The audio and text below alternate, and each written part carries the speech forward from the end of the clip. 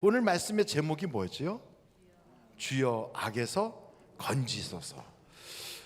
주기도문의 주님께서 가르치신 그 기도문에 보면 다만 악에서 어떻게 하라고요? 구하옵소서. 그러니까 악에서 구원한다는 게 그렇게 중요하니까 우리 주님께서도 악에서 우리를 구원해 달라고, 건져 달라고 그렇게 기도하는 거예요. 여러분이 회사를 다닌다고 가정을 해보시자고요.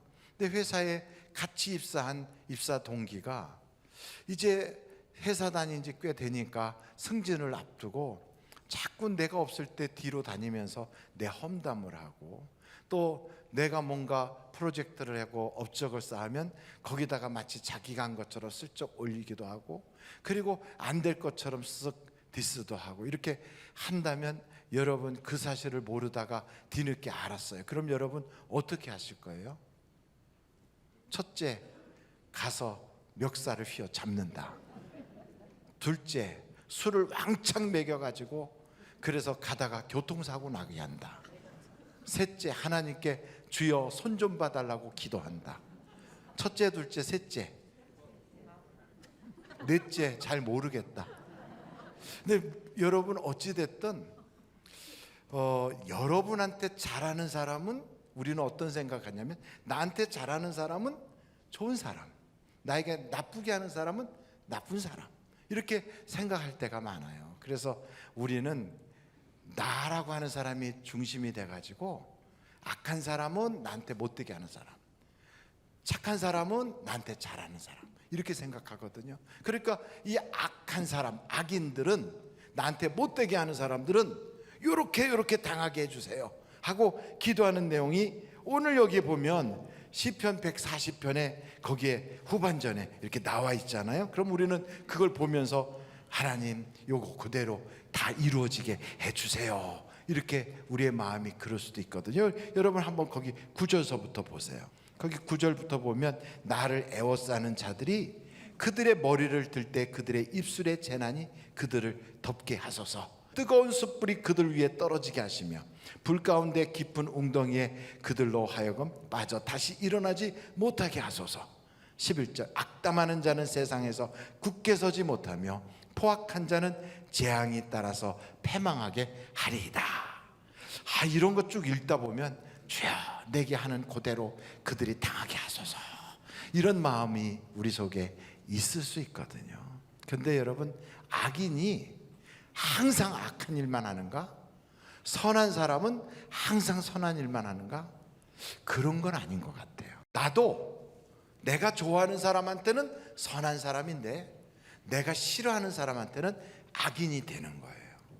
그럼 그렇게 악인이 되었을 때 나도 예외 없이 그 악인에게 임하는 이 악한 저주가 임한다면 나도 악인으로서 당해야 되는 그 숯불이 막 쏟아지는 그러한 그 사건이 내게 벌어지는 거죠. 그러니까 여러분 예외 없는 거죠. 그래서 우리는 남에게만 해당을 시키지 말고 나 자신도 얼마든지 악인이 될 수 있다 하는 생각을 해볼 필요가 있는 거예요. 실제로 우리는 TV 보다가도 내가 싫어하는 누가 나왔다 그러면 속으로 욕이 푹 올라와. 야, TV 돌려버려라 야. 그러면 나도 모르게 그 악한 것이 내 속에 쌓이는 거예요. 그리고 또 내가 어떤 사람이 나한테 무슨 소리 했다 그러면 나도 모르게 그냥 뿔딱지가 팍 올라가면서 그냥 머리가 이렇게 뚜껑이 열린다고 하죠. 그러니까 툭툭툭툭. 이제 그러면 내 속에 악이 쌓이는 거예요. 여러분, 악이 이렇게 자꾸 쌓이면 결국은 그 악이 나를 죽이는 거예요. 그래서 여러분, 우리는 이 악에 대하여 잘 알지 못하면 나는 괜찮게 살고 있는데, 나는 이 세상에 별로 남에게 해코지한 게 없는데 왜 내 인생에 잘 안 풀리나, 이런 생각을 할 수가 있어요. 에휴, 목사님, 이 세상에 그렇게 말한다면 그러면 악인이 아닌 사람이 아무도 없겠네요. 그렇죠. 그러니까 우리의 이 정신으로 세상 살아가는 사람들의 그 마음으로 산다면 이게 우리가 구분을 못하니까, 분별의 능이 없어서 악을 행하면서도 악인지를 모르는 거예요. 그 예수님을 한번 보자고요. 예수님은 어떻게 하셨는가? 예수님은 십자가에 달려서 죽어가셔요. 그 예수님을 모함한 사람들이 와가지고 잘 죽나 하고 쳐다봐. 그리고 심지어는 예수님한테 밥도 얻어먹고 예수님한테 말씀도 듣고 예수님이 병 고쳐준 사람들도 와가지고 너가 정말 메시아면 내려와 봐라, 그럼 내가 믿을게, 이러면서 조롱을 해. 그리고 심지어 예수님을 못지라고 거기다가 십자가에다 매달았던 그 사람들이 앉아가지고 거기서 낄낄 웃으면서 예수님의 옷을 제비뽑기를 해요. 여러분, 이런 상황을 지금 예수님이 돌아가시면서 당했을 때 우리 같으면 저 못된 것들, 세상에 어떻게 저게 인간이냐 이럴 텐데, 예수님은 뭐라고 하시냐면, 아버지여, 저들이 무슨 일을 하고 있는지 몰라서 저렇습니다. 저들의 죄를 어떻게 해달라고 그랬어요? 용서해달라고. 우리가 생각할 때는 그들에 대해서 한마디쯤 욕도 해주고 그런 그 악하게 하는 사람에 대해서는 좀 우리 마음이 편치 않은 게 당연한데, 예수님은 전혀 그렇지 않다는 거죠. 아이, 그거야 뭐. 예수님은 우리하고 근본이 다르잖아요. 예수님은 하나님이신데 우리는 그거 뭐 예수님하고 비교하면 안 되죠. 이렇게 말씀하시겠는데, 그러면 여러분 다윗을 한번 보자고요. 시편의 말씀인데 141편이에요. 4절로 5절 말씀. 내 마음이 악한 일에 기울어 죄악을 행하는 자들과 함께 악을 행하지 말게 하시며 그들의 진수성찬을 먹지 말게 하소서. 그러면서 의인이 나를 칠지라도, 아주 특별해요. 여러분, 보통 누가 나를 치거나 욕하거나 이러면 그 사람을 의인이라고 생각 안 하거든요. 저 못된 것, 전 나쁜 사람이야, 이렇게 생각할 텐데 다윗은 아니에요. 자기를 때리는 그 사람을 의인이라고 말하는 거예요. 의인이 나를 칠지라도 뭐로 여기며? 은혜로 여기며, 책망할지라도 머리에 기름같이 여겨서 내 머리가 이를 거절하지 아니할지라. 내 마음속으로 쓸데없는 소리만 막 이러지 않고 그를 싹 받아들여서 나의 양약으로 삼는다는 거죠. 그들의 재난 중에서도 내가 항상 기도하리로다. 그가 혹시 어려운 일을 당하거나 문제가 생기면 내가 그를 위하여 기도해 준다는 거예요. 이걸 보면 요즘 세상이 얼마나 악한지, 자기를 키워준 할머니가 자는데 깨웠다고 칼부림을 하고, 그런 일을 들으면 정말 이 세상이 너무 힘들구나. 자기를 귀찮게 했다고 주먹 다짐을 하고, 이게 세상인데, 도리어 자기를 때리고 자기에게 막 잔소리를 하고 자기에게 안 좋게 말하는 그것을 양약으로 듣고 그를 의인이라고 말하고, 내가 잘못한 것을 고쳐주니 참 고마운 분이라고 하면서, 그러면서 그분이 어려운 일 당하면 내가 그를 위해서 기도해 줘야지, 이런 생각을 한다는 거예요. 어떻게 돼서 이렇게 생각할 수 있는가? 다윗이 뭐 인격 수양을 해서 그런가? 아니에요. 성령님이 다윗의 마음을 딱 사로잡으니까 일반적인 생각에서 떠나서 하나님이 기뻐하는 마음가짐이 되는 거예요. 그러므로 여러분, 우리도 똑같이 이 세상에 살더라도 우리의 마음과 생각을 하나님이 확 잡아주시면 우리는 이 세상에서 사람들이 뭐라고 할지라도, 시댁 식구가 뭐라고 하고 동서가 뒤에서 뭐라고 욕했다 할지라도 그거하고 개의치 않고 우리는 항상 축복해주고 사랑하고 그리스도의 마음으로 그들을 품어줄 수가 있다는 거지요. 그러려면 어떻게 해야 돼요? 성령 충만해야 돼요. 그러려면 어떻게 해야 돼요? 기도하면 하나님이 우리의 마음과 생각을 우리 주님이 지켜주신다 이 말이에요. 그래서 우리는 늘 주여 내 마음과 생각을 지켜 주옵소서 그래야 돼요. 여러분, 교회를 10년 20년 다녀도요, 인격이 변하지 않고 신앙이 성장하지 않으면 삶이 변화가 없어요. 교회 다니면서 뭐 아는 거 많고 직분 뭐 받고 이렇게 했어도 영적인 인격 수양이 안 되고 신앙 수준이 성장하지 않으면 하나님 앞에 제사 지낸다고 하는 그 예배도 미워하는 것이 되고요, 하나님께 기도할지라도 하나님이 기뻐받지 않는 기도가 될 수 있어요. 그래서 종교 의식보다 중요한 건 우리가 영적으로 성장해야 돼요. 어떻게? 예수님을 닮아가는 거지요. 그래서 교회 다닌다는 것은 다른 게 아닙니다. 예수를 닮아가는 거예요. 어떻게 닮아요? 예수님 얼굴을 닮아요? 아니, 그게 아니고 예수님의 이런 마음을 담는 거예요. 특별히 여러분, 우리는 신앙생활을 하면서 내가 이 악한 사람인지 아니면 내가 선한 사람인지를 객관적으로 좀 평가를 해볼 필요가 있어요.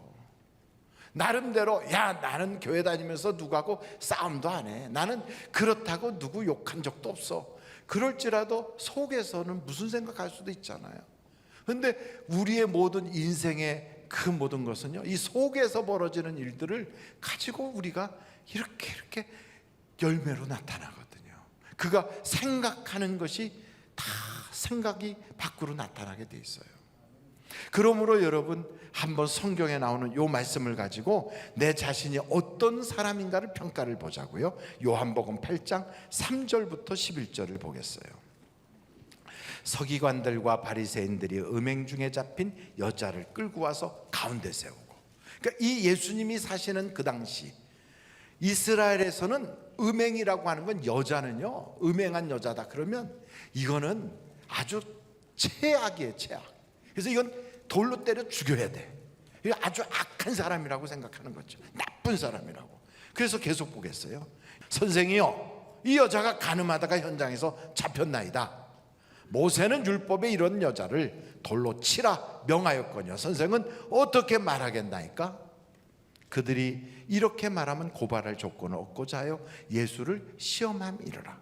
예수께서 몸을 굽히사 손가락으로 땅에 쓰시니 그들이 묻기를 마지 아니하는지라. 이에 일어나 이르시되 너희 중에 어떤 사람이 죄 없는 자가 먼저 어떻게 하라? 돌로 치라 하시고 다시 몸을 굽혀 손가락으로 땅에 쓰시니. 근데 어떤 사람이 그러더라고요. 이때 땅에 뭐라고 쓰셨을까? 그냥 낙서했을까? 그건 아니었을 거다 그래요. 그 뭘 했냐면 거기 모인 사람들의 죄를 다 쓰고 계셨을 거라는 거예요.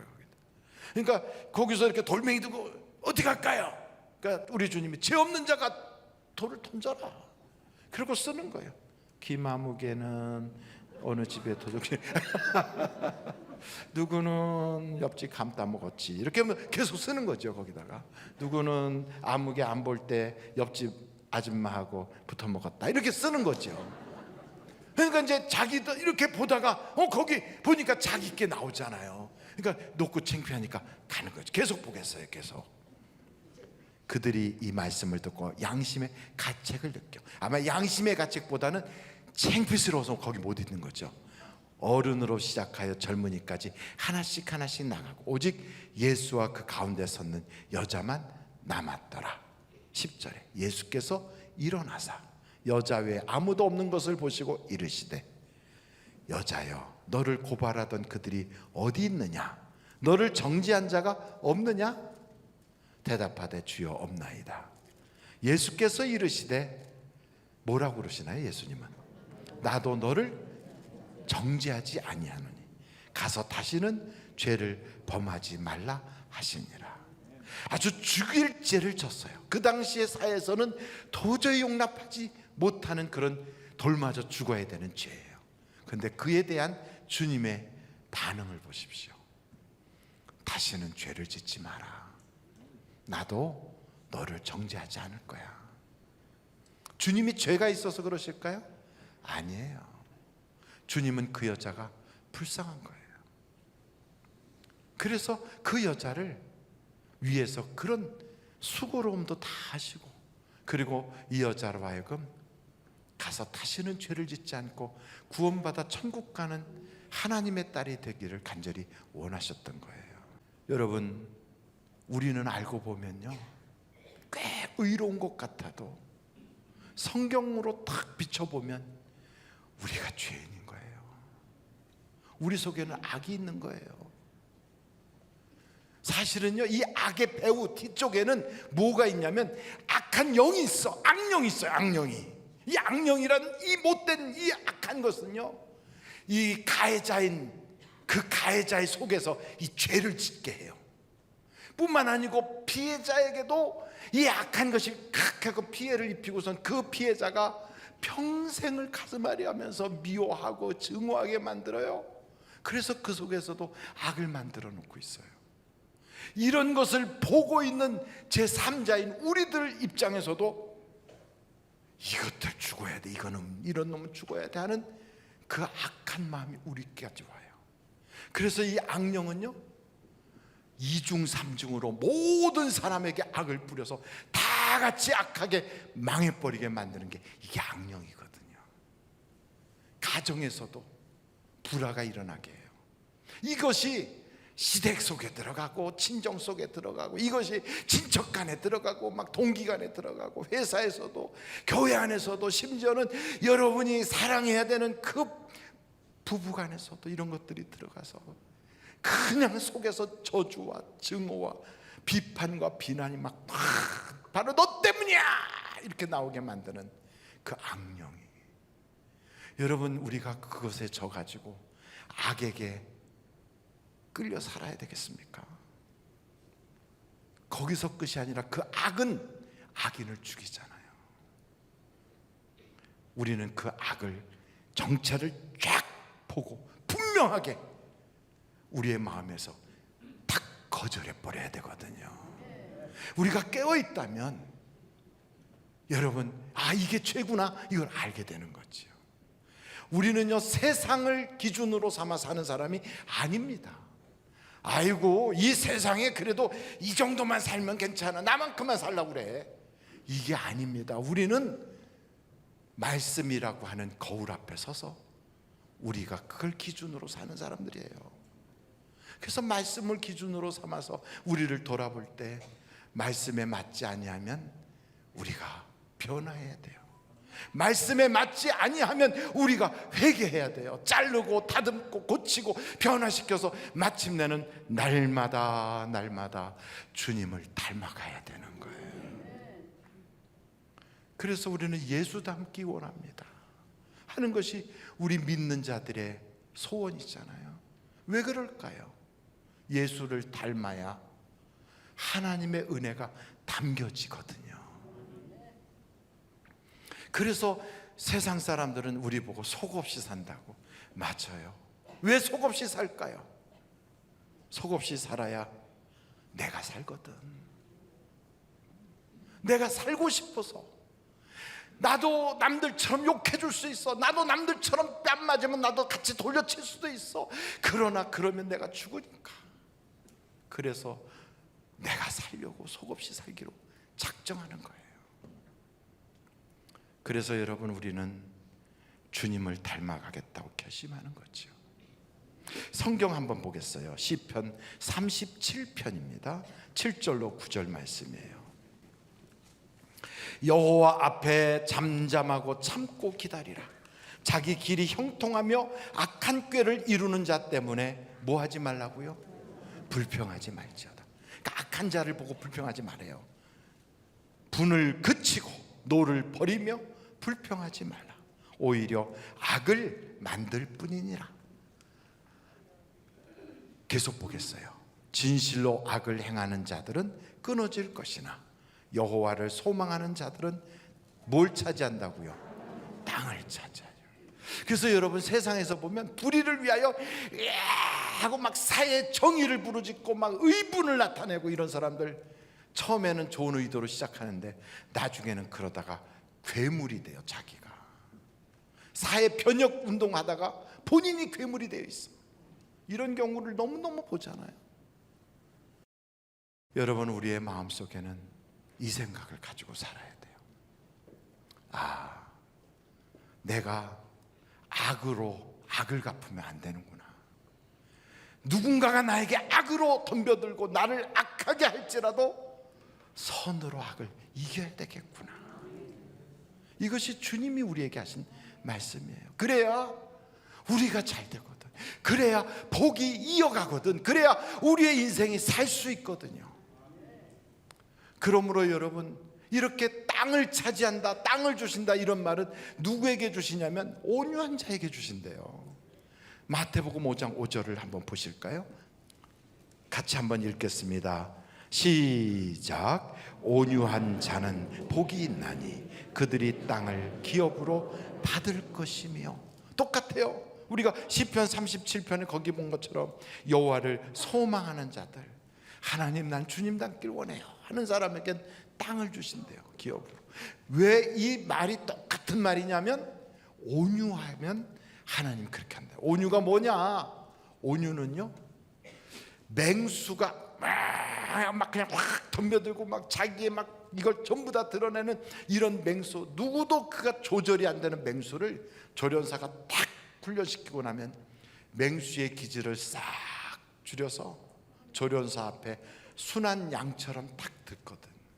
나의 본성은 원래 그러지 않았어요. 나는 원래 그런 사람이 아닌데 예수 믿고 예수님이 나를 탁 잡아주시니까, 성령님이 나를 탁 잡아주시니까 욕할 자리에서 욕하지 않고, 미워할 사람 미워하지 않고, 맞받아치는 그 옛날의 그 모습이 아니라 지금은 아버지 하고 주님께 기도하면서 내 마음과 생각을 지켜주세요. 그리고 도리어 그렇게 하는 사람이 불쌍해. 나에게 그렇게 하는 사람이 저가 몰라서 저러는구나, 저렇게 하면 상급을 잃을 텐데, 하나님께 맞을 텐데, 하나님 저를 불쌍히 여겨주세요, 이렇게 말할 수 있는 그런 사람으로 바뀌더라는 거죠. 온유한 사람. 여러분, 이 온유한 사람이 어떤 사람이냐? 예수를 닮은 사람이에요. 성경 구절 하나 보고 마칠 텐데요, 마태복음 11장입니다 28절로 30절까지. 수고하고 무거운 짐진 자들아 다 내게로 오라. 그러니까 우리가 인생을 살면서 얼마나 힘들어요. 그런데 주님이 그러시잖아요. 내가 너희를 쉬게 하리라. 우리가 이 세상 살면서 쉴 일이 없어. 너무너무 힘드니까. 여러분, 찬송가도 이런 찬송가가 있어요. 이 세상에 근심된 일이 많고 참 평안을 몰랐구나. 이 세상에 곤고한 일이 많고 참 쉬는 날 없었구나. 이 세상에 죄악된 일이 많고 참 죽을 일 쌓였구나. 이렇게 어려운 인생을 살아가는데 걸려 넘어지고 또 넘어져도 몰라 왜 내가 이런 일을 당하는지. 그랬던 그 사람이 주님을 배우는 거죠. 계속해서 마태복음 11장 29절 보면 나는 마음이 온유하고 겸손하니 나의 멍에를 메고 내게 배우라. 그리하면 너의 마음이 뭘 얻는다고요? 쉼을 얻어요. 어떤 마음이? 온유한 마음, 주님의 마음이에요. 이는 내 멍에는 쉽고 내 짐은 가벼움이라 하시니라. 그래서 여러분, 이 세상에 죄악된 일 많고 죽을 일이 쌓였는데 주 예수의 구원의 은혜로다. 주님을 닮으면 어떻게 돼요? 참 기쁘고 즐겁구나. 그 은혜를 영원히 누리겠네. 곧 평안히 쉬리로다. 여러분, 인생 살면서 이런 평안이 없는 사람들이 얼마나 많은지 몰라요. 돈은 있는데 밤을 잠을 못 자. 불면증으로 밤을 꼬박꼬박 새워요. 어떤 사람은 정말 남들이 부러워하는 그 자리에 있으면서도요, 불안 초조해서 인생이 행복하다고 느껴본 적이 없어. 그리고 다른 사람은 모르는데 이 사람은 돈이 없고, 어떤 사람은 건강이 없고, 어떤 사람은 안식이 없고, 어떤 사람은 인간관계가 다 뒤틀어져서 행복이 없이 살아가는 사람들도 얼마나 우리 주변에 있는지 몰라요. 그런데 여러분, 우리가 이 마음을, 세상에 가지고 있었던 마음을 싹 지우고 예수님 닮은 마음으로 바꾸기 시작하면 그때부터 내 인생에 평안이 쉬리로다. 하나님의 안식이 내게 찾아오는 거예요. 그래서 하나님께서 나에게 주시는 그 평안으로 밤에는 단잠을 자고 낮에는 소망이 넘치고, 사람들을 만나면 오늘 참 너무 좋지요. 전에는 새가 운해했던 사람이 오늘은 새가 노래하는구나. 나무들이 다 날 보고 웃고 있어. 세상이 달라 보이는 거예요. 한 사람만 변해도요, 세상이 달라져요. 그 사람이 변하면 가정이 달라질 수 있어요.